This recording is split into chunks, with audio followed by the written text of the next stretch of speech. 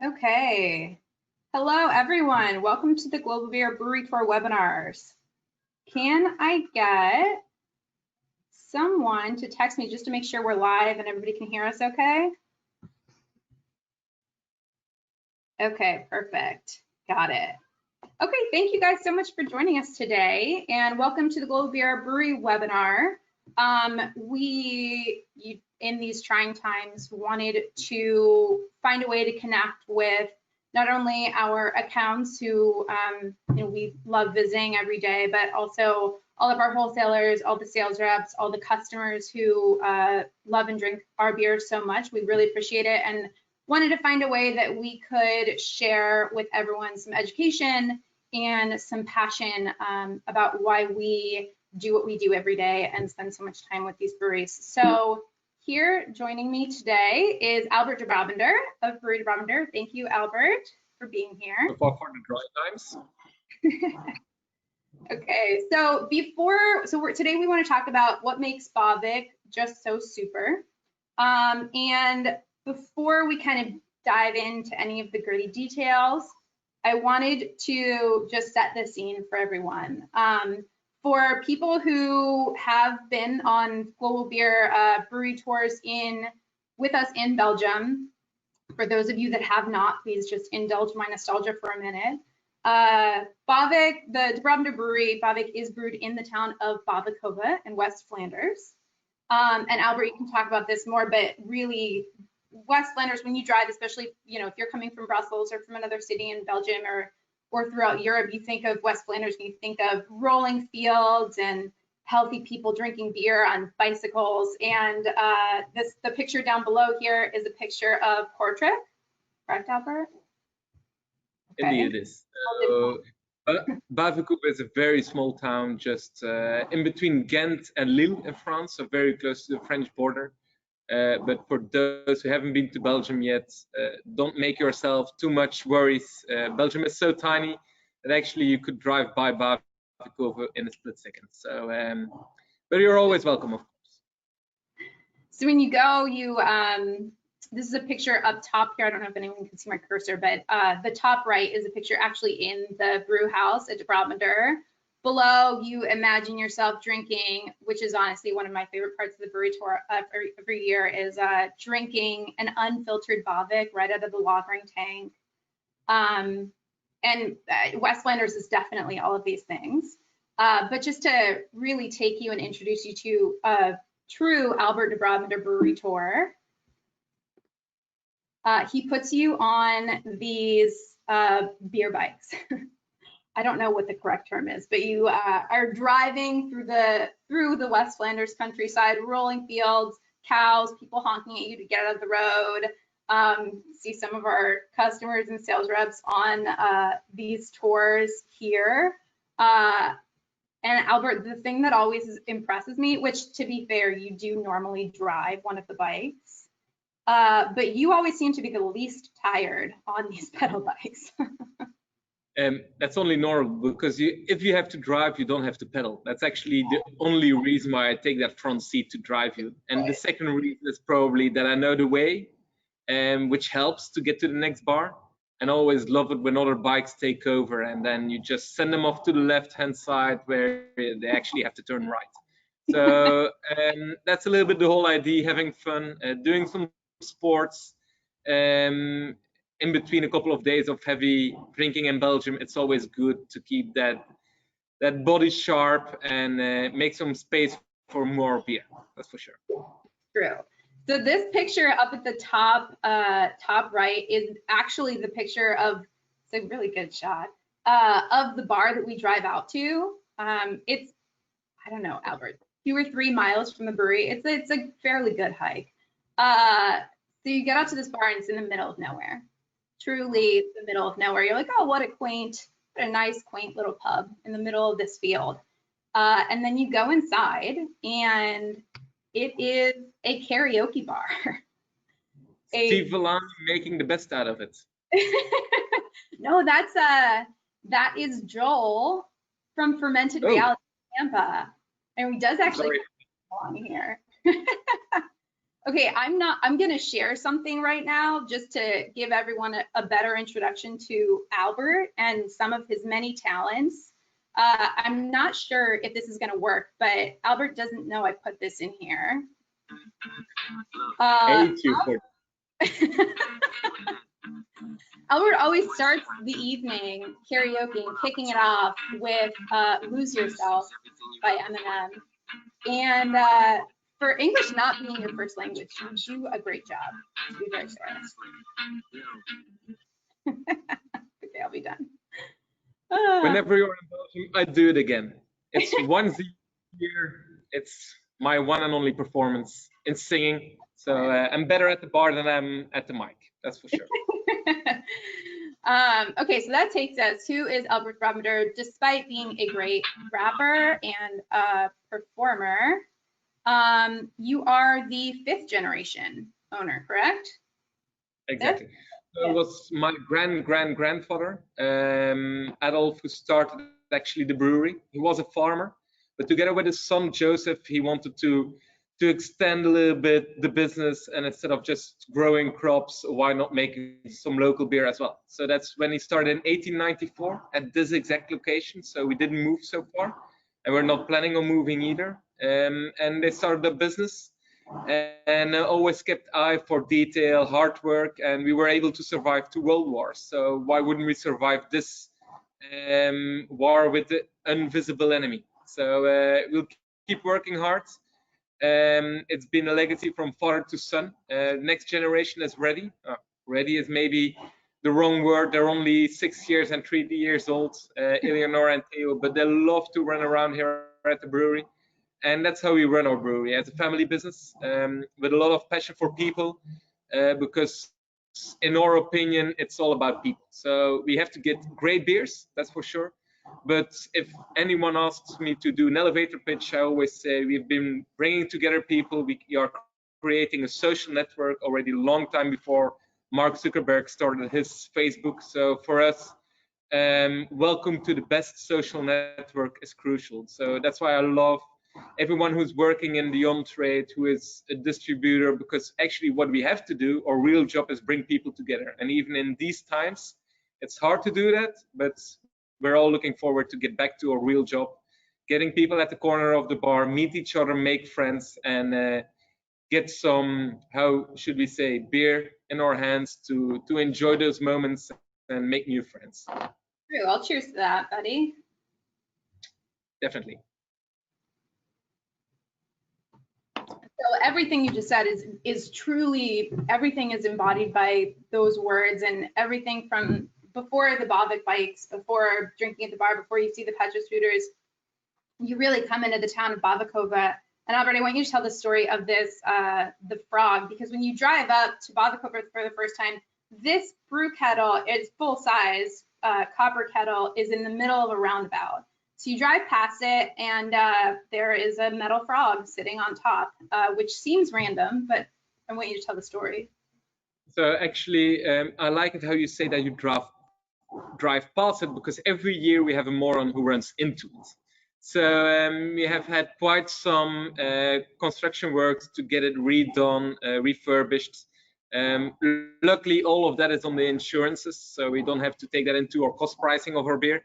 But apparently it isn't big enough for people to see it, or for some people to see it. However, luckily I can say that most of those people who ran into it were good customers before they ran into it. But indeed, it's a small story with the people of the brewery working here, that started at our 100th anniversary.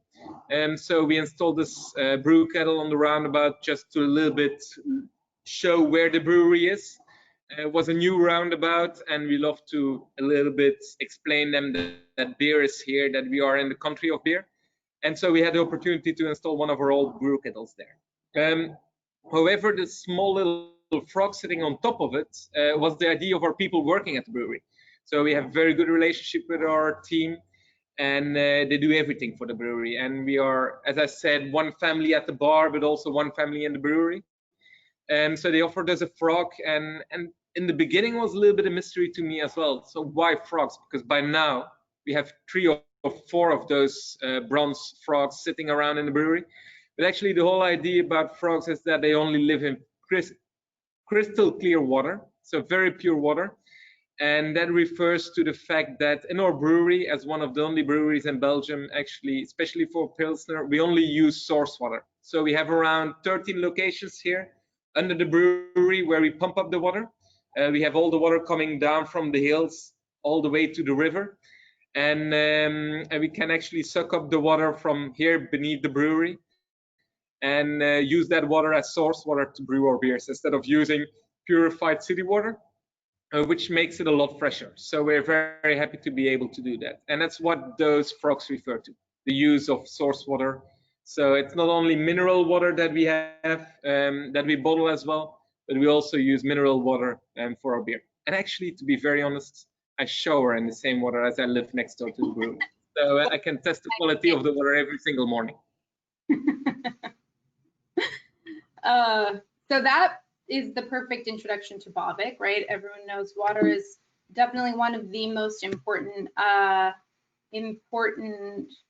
ingredients in getting something so crystal clear and crisp and delicious.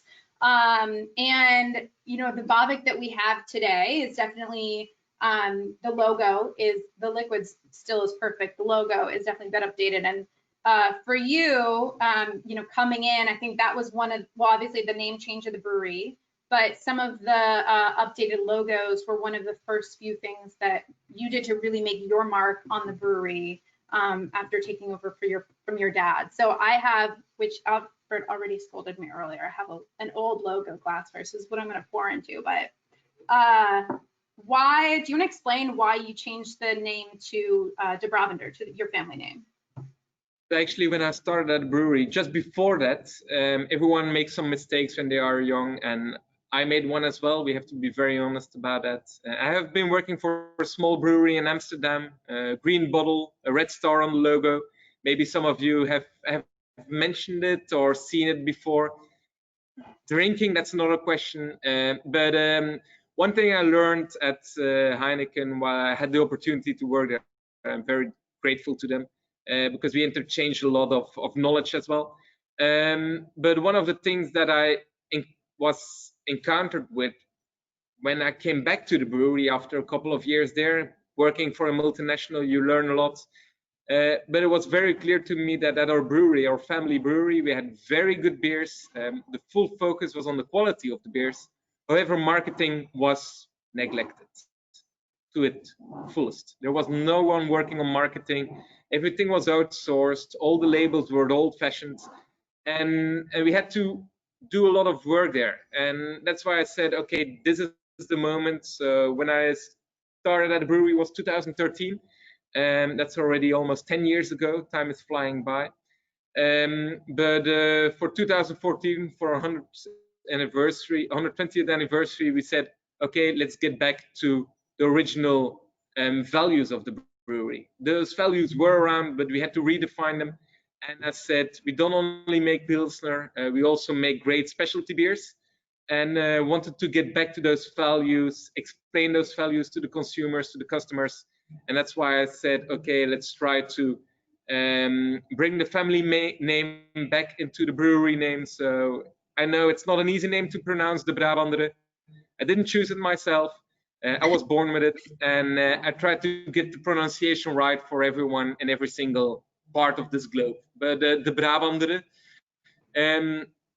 is our family name, and I wanted to get back to that family tradition and get that incorporated within our DNA and attach some values to it. And one of the first values, actually, as you mentioned it on the PowerPoint, is passion-driven people. As you notice, everything we do here at the brewery, if we don't do it with passion, we better don't do it at all. And that's the whole idea. We have people here. It's not only 5 generations of family entrepreneurship, it's also the people working on the brewery. And some of them have been working here for 35 to 40 years. The people here in average work, I think today we have a lot of young new people, extra people joining us since the beginning of last year, but I think we should be around 20 years is the average time they have been spending at our brewery. And it's always great when we have our 5-year party to actually hand out all those gifts to those people, because it shows that they are very loyal to the brewery. And in my opinion, if you're loyal to where you work and you have been working there for a long time, you do it with a lot of passion. And when you do it with passion, you're going to do a better job. But the most important element about passion-driven people is actually people in the on-trade for us. As I mentioned earlier on, it's about bringing people together at the bar. That's where you make your social network, the real social network, not online, not via Twitter, Facebook, Instagram. Your real friends, actually, you made them with a glass in your hand or a good beer. And that's what we try to make even stronger and to enforce, is to bring people together. And we're going to add even a little bit more passion to that once we get out of this COVID situation. Absolutely. Chris, I think, deserves extra points because he does live at the brewery, and his wife. So extra. So do I. So do I. Chris is actually our brewmaster you see on the picture, who has been working at the brewery for 42 years now. So, and still running around giving guided tours at the brewery. So whenever you're in Belgium, always welcome.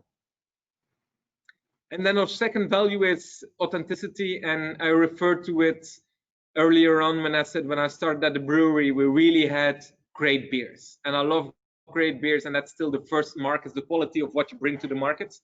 And that's why we mean value-driven authenticity. It's not because we exist for 125 years that we are better beers. No, not at all. History is great. It's nice element to it, but it's more about the idea of the brewing process.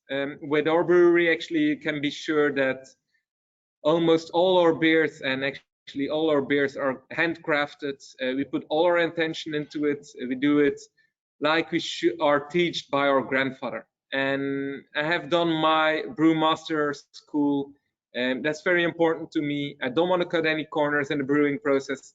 I want to go the extra mile to ensure that our beers stay good.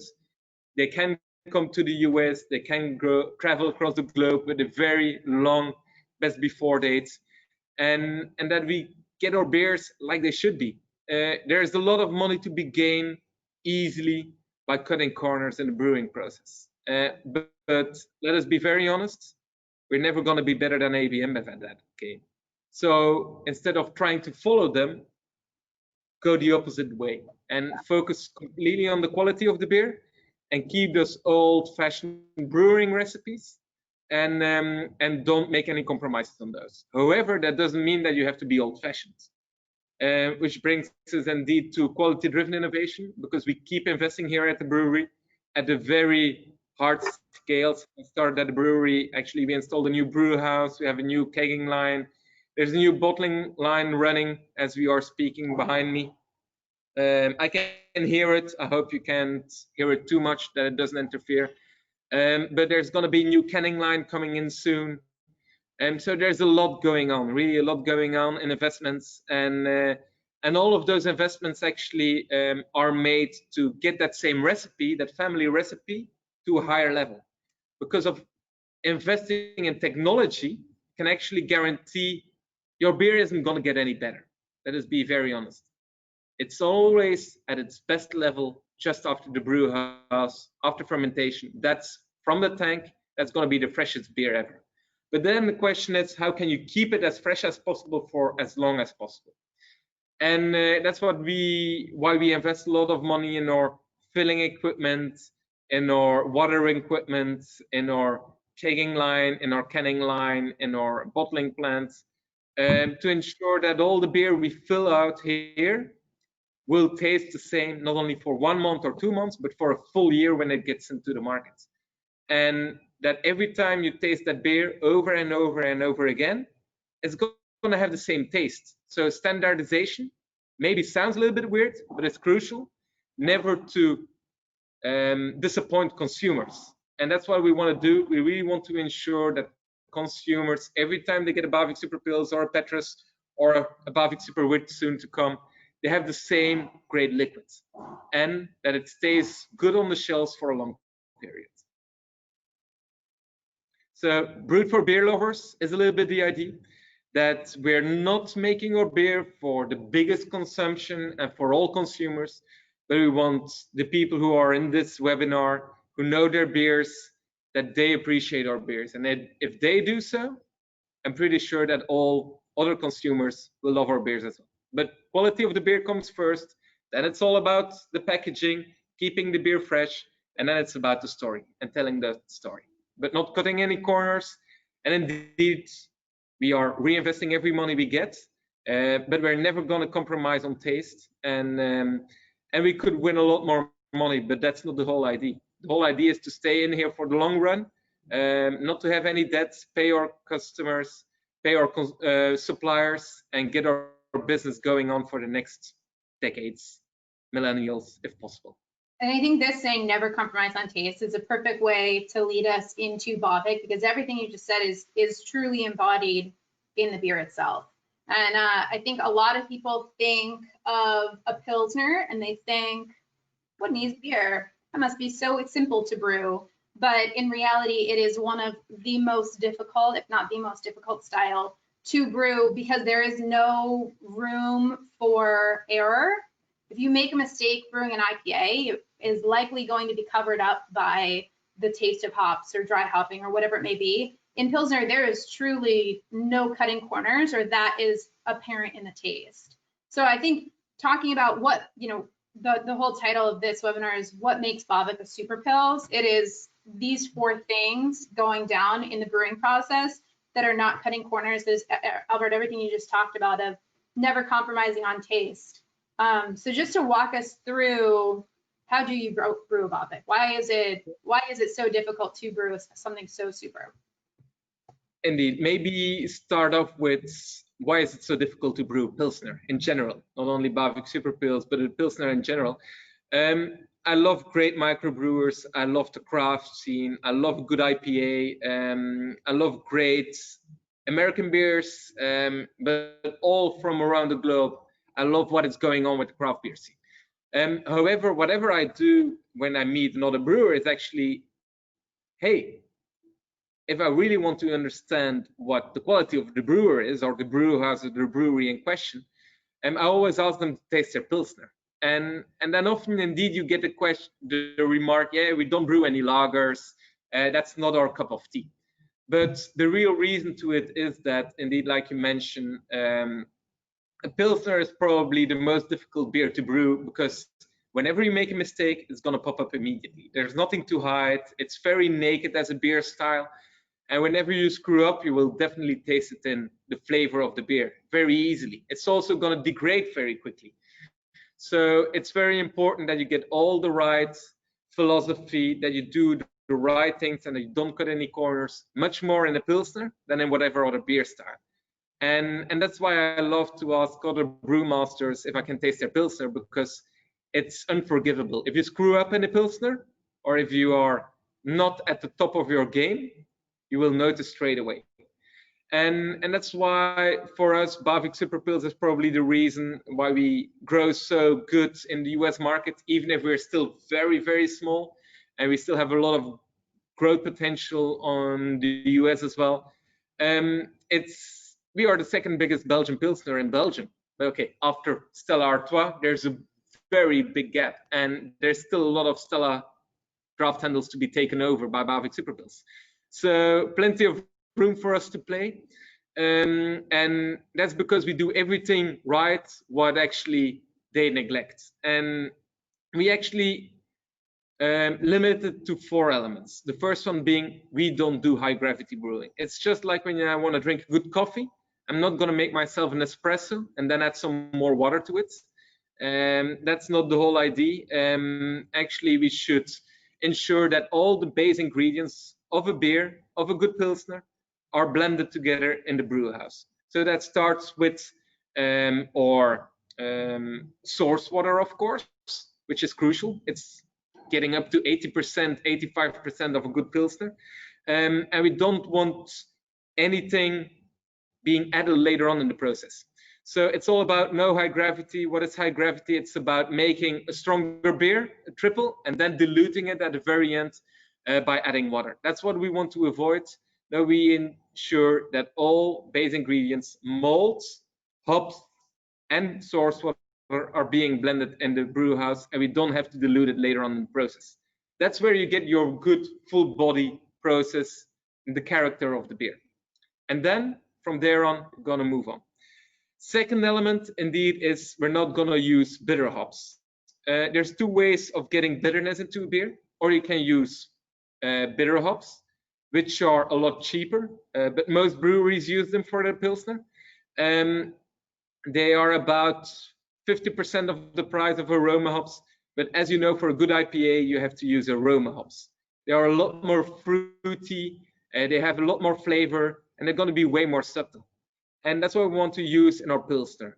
No bitter hops, only aroma hops. Actually, in the case of Bavik Super Pils, it's gonna be 100% Saaz only. So Saaz means the variety, but the second Saaz means that it comes from the Czech Republic, the base origin of where Saaz hops are being grown. And we're gonna add a lot to it. So the IBU of Bavik Super Pils is gonna be higher than from a regular lager, but that's the whole idea. And why? It refers me to one of our student songs we have in Belgium. And if I would translate it literally, it's about my mouth wasn't dry yet, or my throat felt dry already. Because hops are actually going to give you a dry feeling at the back end of your throat. So when you drink Bavik Super Pils, you're going to notice that. You're going to have the hoppiness getting through your nose, but you're going to get a very dry throat. And I think that's crucial, because if you want to sell beer, you probably want to sell a second beer and a third beer as well. So with aroma hops, you're going to have that dry feeling in the throat, which actually with bitter hops, you're only going to have that bitterness feeling in your mouth. And that's the whole idea of using aroma hops, not only for the flavor, but also to ensure that consumers want to dig into that second or that third beer. And then we get to the next step, which is actually fermentation and maturation. So at our brewery, we stick to the German way of kalt und langsam, as they say. That's how we have been taught it. That's how we think it should be done. And at our brewery, we take 8 days of fermentation, 30 days of lagering. That's whenever you come to a brewery, you're probably going to say, damn, those guys have a lot of tanks, a lot of fermenters for the amount of beer they produce there. But that's because we leave the beer on there for a very long time. For us, making beer takes more than a month.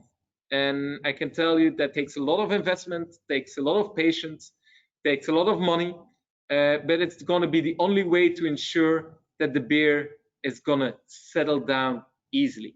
We're going to bring it down to -1 degrees to ensure that all the possible elements that could collide together will collide together, so we can filter them out of those 30 days. 8 days of fermentation, 30 days.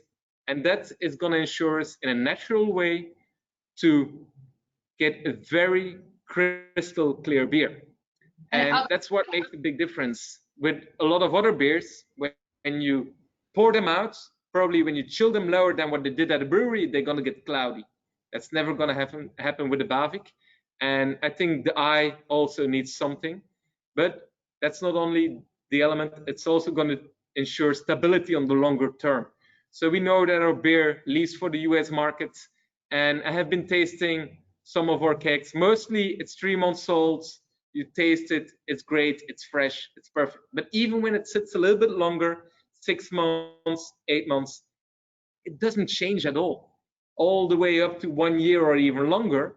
It's a very stable beer. And that's why we do this kind of investments. To ensure the stability of the beer. I can attest to that. I do, for you, I do a lot of quality control on Bavik specifically. Just for me, of course, yeah, Natasha. For you, yeah. Albert, in comparison, how long would you say a brewery like Stella does fermentation and lagering for? I used to work at the brewery where they were proud to be able to get beer out of the brewery at around 10 days.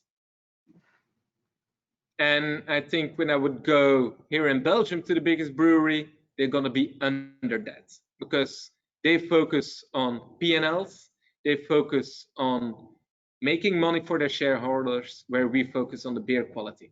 And that's, so actually we need 4 times the amount of tanks to get beer out of the brewery compared to them.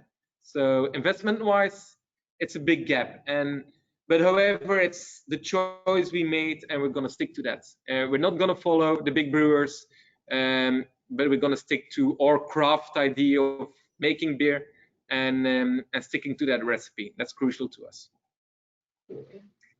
And it's also, like you already switched to the next slide, it's the only way to ensure that we don't have to do pasteurization. And I love it how consumers in the US appreciate that, because sometimes it hurts me here in Belgium or in other countries that consumers don't understand the value of avoiding pasteurization. Pasteurization, in my opinion, especially for a Pilsner, makes everything wrong what you could do with good Pilsner. You try to get that fresh flavor into your beer. You try to work with the aroma hops to get a nice bitterness. You want to have that crystal clear color, very pale in color as well. And then they screw it up by getting it through a tunnel pasteurizer, which actually is going to heat up your beer to 80 degrees Celsius for a long time. And that's only going to give you the effect like you would do barbecue. You're going to grill the meat. It's going to get more color, of course. That's what you want with your meat. But it's also going to give it more sugar taste. But why would you want to have sugar taste in your beer when you use those aroma hops at the same moment with a nice bitterness and the freshness? So we want to ensure that freshness, and we're never going to pasteurize our Pilsner to get that, to avoid that heat load, because actually it's going to massacre all the good work you did before that. And in that case, I can tell you we are the only Belgian brewer who is not pasteurizing its Pilsner and still giving it a long best before date. And probably that's the reason why we get a lot of recognition for it. I don't want to be showing off, but having been awarded Bavik Super Pils a couple of times as the best Pilsner in Belgium, even worldwide, really shows that what we are doing is the right thing to do. And I love to show that kind of awards to the people working here at the brewery, because sometimes they say, why are we taking so much time and doing so much investments for Pilsner if it's perceived by consumers only as a good lager? I said, that's maybe what they do here in Belgium because they are spoiled. But whenever we go abroad, whenever we go to the UK, to the US, they do appreciate a non-pasteurized and very long matured lager. And then they get it. I have a lot of bars here in LA that I'm looking forward to supporting with a Bavik at the bar. There's just something perfect about sitting alone at a bar with the perfect Bavik in front of you, supporting your account, huddled off in the corner. Some things you don't know how much you miss until they're gone temporarily. Nowadays, I could kill to just sit on that porch, chug away a couple of Baviks, and enjoy the good weather. But yeah. Okay, we'll be back soon. That's for sure. We'll definitely be back.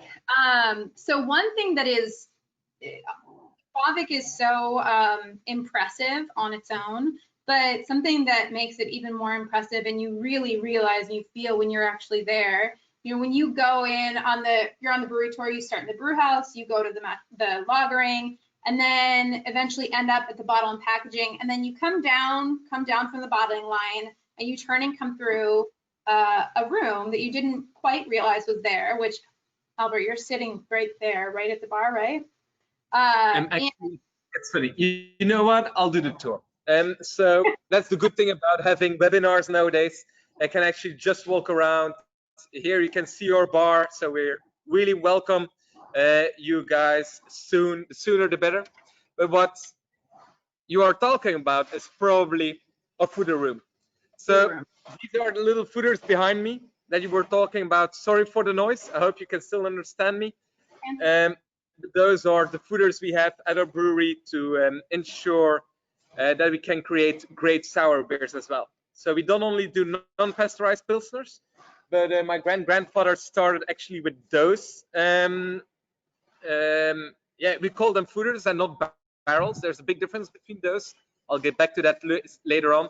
But actually, those fooders and I think you can get the size of how big they are if I just stand next to them. So they're all about 220 hectoliters.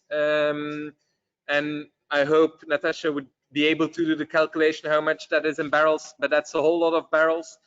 And those were the original ones that we use for aging of our Petrus Aged Pale. That's the only beer aging here for around 2 years. And we started off with those. We have around 8 of those. I think we started up at the beginning of the 80s. They have been used to create French white wine from the Alsace region and Calvados, so apple brandy.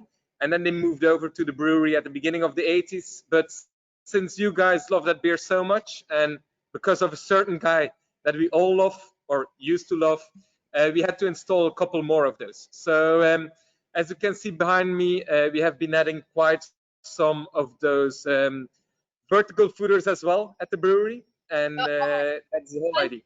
Because you mentioned him, we'll talk a little bit about Michael Jackson, right? The beer hunter, as many of you know. Really, we have Michael Jackson to thank for making Petrus Aged Pale available on Soundford. So the reason we are able to drink this beer out of this bottle is really because of Michael Jackson. And this right here is a picture of Michael Jackson himself, along with Ignace de Brabandere, Albert's father. So Albert, you were probably young, right? I know you've met Michael Jackson. You were probably young when he used to come to the brewery. I think at that time I was still a toddler. So I didn't really get the opportunity to meet with him. I did meet him, but I didn't understand at that time who that bearded man was. So he looked a little bit like Santa Claus, having a little bit of beers the evening before. But actually, it's only later on that I really understood what he meant to our brewery, because it was himself who came over to the brewery a couple of times. And he tried to convince my father, Ignace, who's still alive, who's still doing very well at the moment, and who wants to get out as soon as possible to drink some beers with the family and friends. But Michael Jackson was one of the biggest fans of Petrus Aged Pale. And actually, he's to thank that Petrus Aged Pale even came to the market. Because those footers that I just showed were only used for a typical Flemish red ale style, brewed here in the region by 4 breweries. And we use it as a blending beer. And so 30% of that footer beer was used for Petrus Rood Bruin, as you can see on this picture indeed. 30% was used for Petrus Oud Bruin, or red Bruin by now, and blended with 70% young brown beer. And that was a very popular beer style over here in the 80s. And that's why my father actually bought those footers, the original 8 footers that came from the Alsace region and then afterwards the Calvados region. However, Michael Jackson, whenever he was at the brewery, he said, "Oh, but can I also taste the base beer that you're using for that?" And my father said, "Yeah, okay, of course. You don't say no to Michael Jackson." And so he gave him the opportunity to taste, and he was so blown away by it, especially the fact that it was a blonde beer, so he could really sense all the bacteria and wild teas doing their work. And he said, "You have to bring this to the market." But my father said no. He said no 3 times in a row. So every second year, Michael Jackson dropped by in the brewery, and he tried to convince my father to get it to the market. And you don't say no to Michael Jackson 3 times in a row. So that was the moment he said, "Okay, you know what, Mr. Jackson, we're willing to do it just as a one-off with Global Beer Network, and we're going to bring it to the US market, but you have to buy a full footer, so 220 hectoliters at once, because that's our minimum." No, actually, it's not a full footer. I think it was half a footer. But I still have bottles of the original batch that we brewed at that time, or that we filled at that time. And my father said he's never going to say yes to that because it would be too much. But Michael Jackson said, no worries. I'll send it to my beer clubs and they're going to love it. And since then, it's never been a one-off anymore. We had so many great remarks. It's still been awarded as best sour beer last year in New York Beer Competition. It's so complex, and we keep using that beer not only as a pure version, but we will also use it to blend out and other beers to give it that slight, subtle, sour touch to it. Because sourness makes beers very drinkable. It's just like using a vinegar in your dishes when you are cooking. It gives you a very enjoyable product, and we love that ingredient, even if it is very dangerous in our brewery. But we love having aged pale here in our brewery and those fooders to experiment, creating new beer styles that have never been done before, like the reds or like wild beers. We have 7 bacteria in those fooders that live, bacteria and wild yeast together, that will give you an inexperienced flavor that you would have had anywhere else. Well, and that's, I think, just what is so impressive about not only brewing such a perfect Pilsner, but also brewing, honestly, one of the world's, I mean, you really led kind of the sour trend for quite a while, of such a perfect Pilsner side by side next to such a perfect sour and foeder aged beer, and to have those two literally right next door to each other in the same brew house. I mean, I know most American breweries who do have souring programs are separating their barrel aging or foeder aging facilities and their normal, ale lager brew house by miles, let alone yours is a couple of feet. So the amount of risk that goes into that is definitely not to be ignored. The question is, did it on purpose, getting it separated, or did they have to do it? We know quite some story about breweries who started up a sour program, but who infected the rest of their brewery. Actually, we're making non-pasteurized Pilsner here, just next side to our sour beer program. It's all about having completely separate hoses. It's about cleaning the whole brewery from the top to the bottom, getting everything separated. It's so dangerous. And I always compare it to having our wife, or my wife, being the Pilsner and the yeast we need for our Pilsner, together with our mistress, which is the sour program. It's great to have both of them. I'm sorry if anyone takes this wrong. It's great to have both of them, but it's better they never meet together. And that's the whole idea. Very ensured that we don't take any risks, because if this goes out, if those bacteria infect the rest of our production process, we're going to be in big trouble. So there's a very strict hygiene process, even more than what we are encountering now with COVID. We are used to that. We have to ensure that our microflora never gets into our top fermentation or bottom fermentation beers. That's sure. But what I wanted to use as well, this slide, is a little bit to explain what the difference is between foeder aging and barrel aging. For those who are not aware, barrel aging is all about getting the flavor of the wood or the flavor of the previous liquid, being port, whiskey, bourbon, or whatever, into the beer. We don't do that at all. Actually, we only use the wood to have the possibility to get air oxidation getting into our base beer. Because what we have in those foeders is a triple, a blonde triple, that we leave in there for 2 years. But the microflora sitting on the inside of those foeders, actually, they don't only need beer to eat, they also need air to breathe. And that's why we use the wood, because the wood is 7 centimeters thick. That must be around 21 inches, if I'm right, not 100% sure. But that's where the air comes in, and we have a controlled oxidation of our microflora without oxidizing the beer. And that's the whole reason why we use wood for this process, because the microflora can live on the inside of the wood, and every time we finish one of those foeders, we're just gonna cleanse it off with medium hot water, wash away the dead cells, and keep the living cells on the inside of the wood, and start up again with fresh beer. So that's the whole process. And whenever we have to restart a new foeder, we're gonna inoculate it with the oldest beer we have available, leave the oldest beer, transport it to the new foeder, leave it in there for 3 months so it can get installed on the inside of the foeder, get the old beer out, and start up with the fresh batch. That's a little bit the way how it works. And of course, we have to wait for a full 2 years before we get the end result, because all the microflora have to do their part of the work step by step. It's not only the lactobacillus who starts, but then you're gonna have the acetobacters, the balsamic flavors who kick in. Then you're gonna have the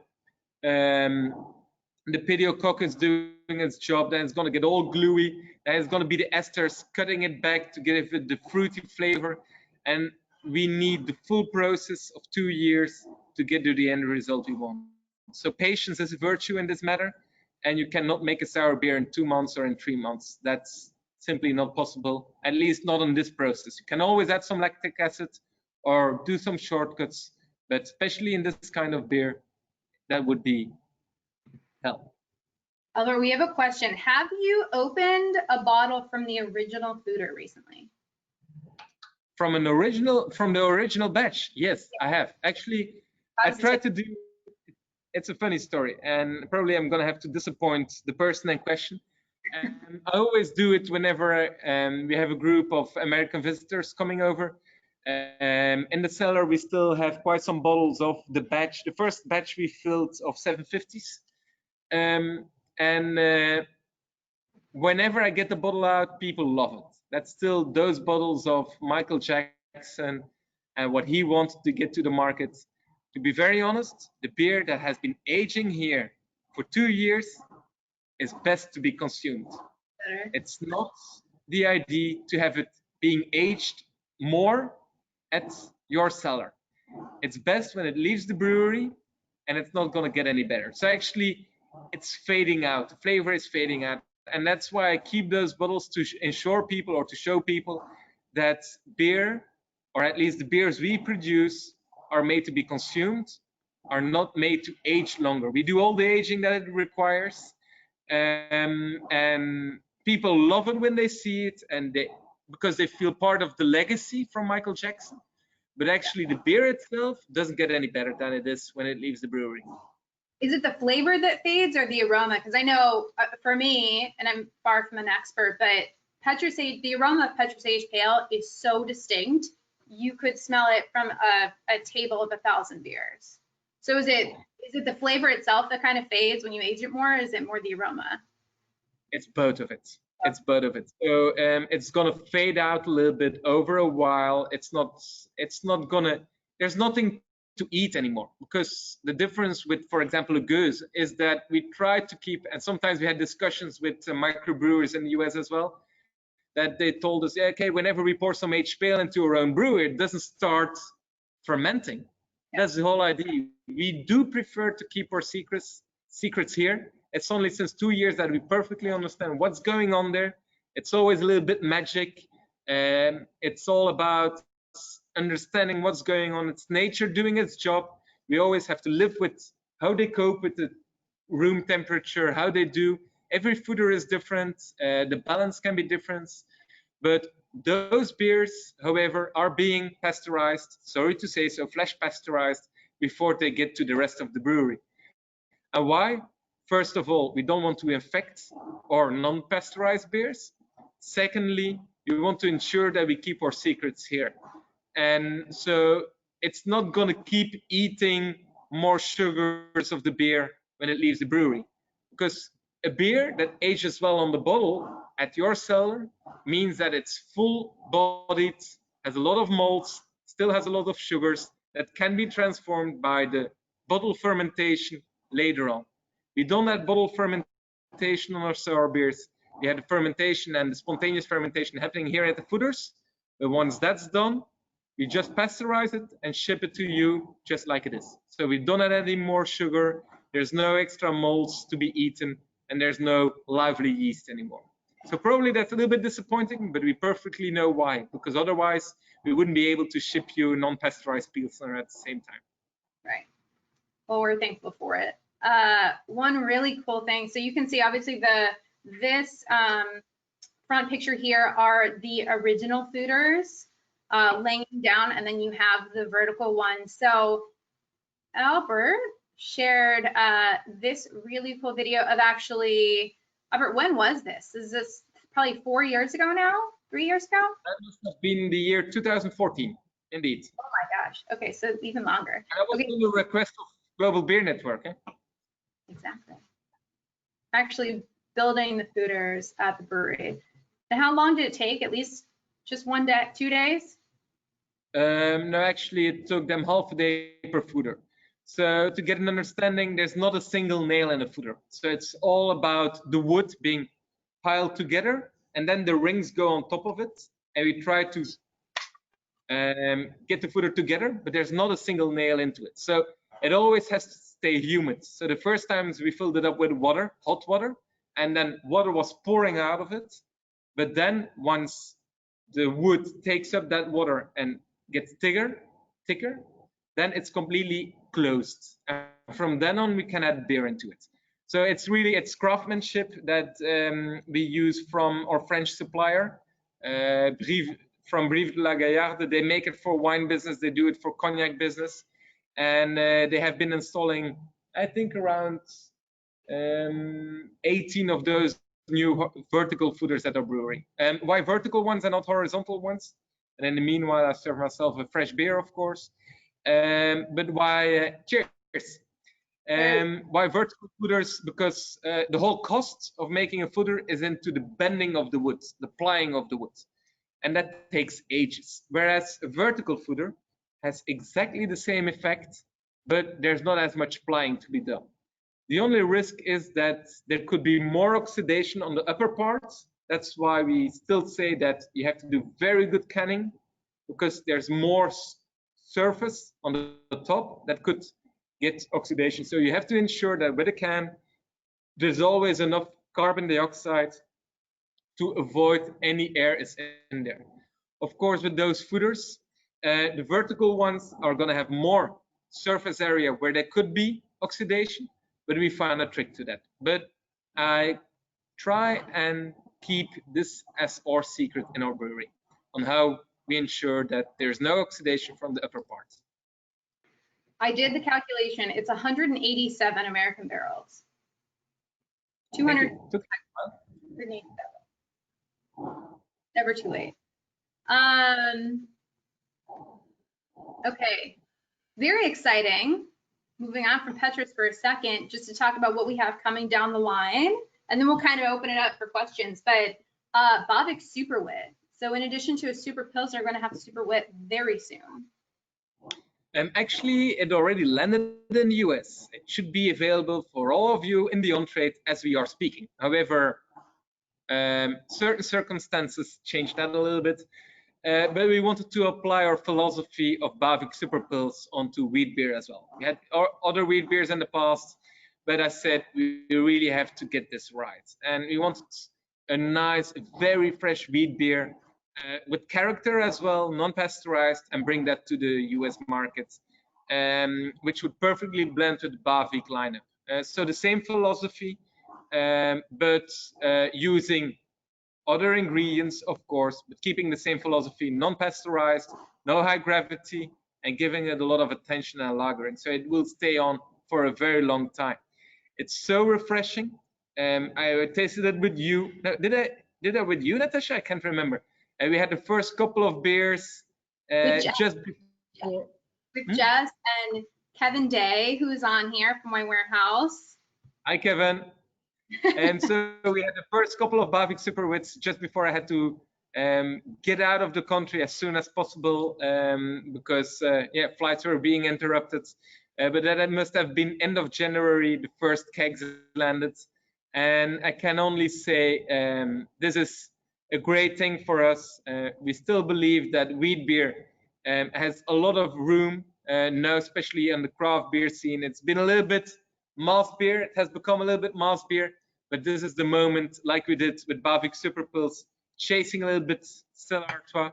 We want to do the same with Bavik Super with Hoegaarden or other wheat beers from the ABI group. So definitely try it out. It's our idea of how a well-balanced, with a lot of character, not too much, however, and easy drinking wheat beer should sit down. And with the name Bavik, that's always going to give it a head start. For any wholesalers who are on this webinar and listening in right now, if you are interested in a sample, shoot me a text or talk to Shahan or Christy, and we can get some samples to you on your next order. Easy. I have plenty of time to bring them myself. I would be allowed to. If anybody has any questions, I know Ron Watt is asking to talk a little bit about the Bavik Super Pills yeast strain. Obviously, we talk about Petrus yeast all the time, but Bavik Super Pills. And so our Bavik Super Pills yeast strain has been at the brewery since, I think we switched the last time in 67-ish. So I think we're at the third version of using our Bavik Super Pills yeast. But the whole idea is that is homegrown. We are the only ones to have that strain. Actually, we keep it here at the brewery. For every new batch that we are running, we use our yeast around 6 times. So the whole idea is with a yeast strain that it can give 8 birds, but we throw it away for the 7th and 8th bird. So we use the yeast strain 6 times as a maximum. But the base yeast, or how should I say, the mother yeast, is being kept refrigerated and freezed at the brewery and at my place at home. So my wife is always wondering, what the hell do we have to keep this in our freezer? But it is crucial for us as a brewery that we keep it there, because it's one of the only locations where we have it. So if the brewery would burn down, whatever case, we can always start up from the base yeast we have at our brewery. So it's a traditional, how should I say, Carlsberg Jensis yeast. So from one of the earliest yeasts that were used for making pilsners. And we got our derivation from that base yeast already a long time ago. And we had never been changing that. So we keep the same yeast strain and refreshen it as soon as possible, as much as we can.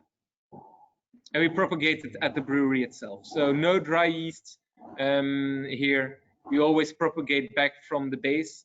And we started up in the lab, and then from there out go to a new propagation just before fermenting it for the first time. Awesome. Does anybody, I think a lot of the other questions we kind of answered just throughout. If nobody else has any questions, I think we'll kind of wrap that up. Thank you so much, Albert, for being here and for ending your night with me tonight. Tell your family the best. And I wish all of you the best in the coming weeks. And let's cross fingers that the on-trade can start up again. It's important for all of us, because not only for our business, but mainly for our main goal about bringing people together and having a good beer at the corner of the bar and making new friends. So I love the idea of a good webinar in these times, but actually I prefer to chat up with people with a good beer in our hands on site or here at your side of the ocean, of course. Very soon enough. It's always nice. We have quite a few more webinars coming up this Thursday. We will be talking with Thomas Necker from Stiegel Brewery. It is, they are raising the maypole in Salzburg, so we'll be there with him for that, for a little pre-game. On Thursday, May 14th, with Jeff Verzela from Van Steenberg, and then the following Thursday with Carl Bone of Bone Brewery in Lembeek. So just wanted to say thank you guys all for coming. Thank you to all of our breweries who work with us, and really we are a family-run company. Steve and Cliff, there's really nobody better to work for, and our team is so great. Thank you guys for welcoming me today, because our coworker Dan welcomed his first child, Mason Lehman. So congratulations to Dan and Kristen, and thank you guys all for joining us. Have a great day. Go drink a Bavik. Cheers, if you were not yet. Bye-bye.